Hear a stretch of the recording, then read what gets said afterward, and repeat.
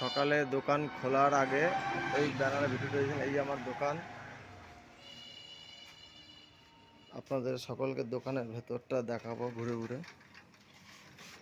দোকানটা কেমন হয়েছে আপনারা বলবেন।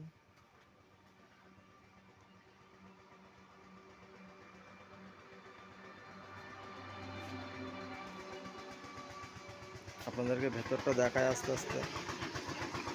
প্রফেশনাল একজন একটা দোকান ব্যবসা করতে গেলে এই জিনিসগুলো রাখার প্রয়োজন।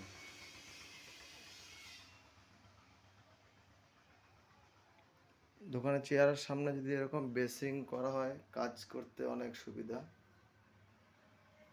জল প্রয়োজন হলে এদিক ওদিকে বারবার হাত বাড়াতে হবে না, হাতের সামনেই পেয়ে যাবে।